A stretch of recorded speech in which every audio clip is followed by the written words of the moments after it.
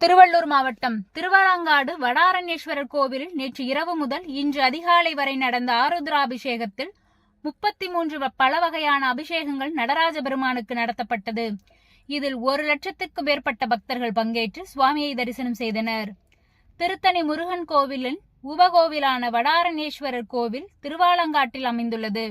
இந்த கோவில் சிவபெருமான் திருநடனம் புரிந்து 5 சபைகளில் முதல் சபை என்பதால் ரத்தின சபை என்று அழைக்கப்படுகிறது.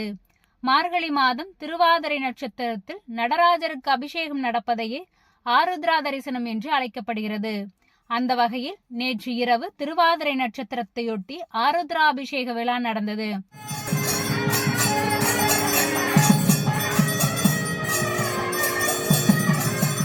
தொடர்ந்து இரவு 9 மணிக்கு ரத்தின சபாபதி பெருமான் கோவில் வளாகம் பின்புறத்தில் உள்ள ஸ்தல விருட்சத்தின் கீழ் ஆருத்ரா அபிஷேக மண்டபத்திற்கு எழுந்தருளினார்.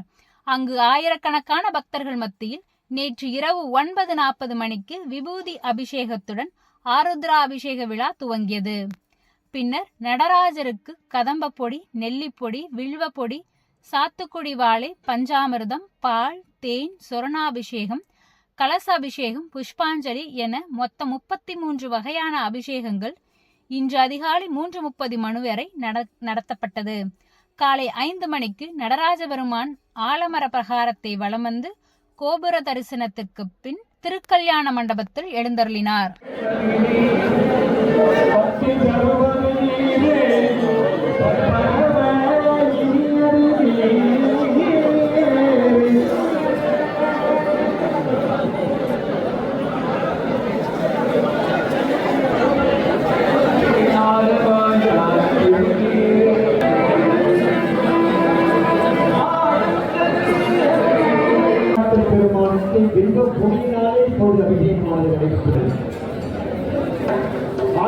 பெருமானுக்கு இப்போது வில்வப்பொடியினாலே அதிகமாக நடைபெற்றுக் கொண்டிருக்கிறது.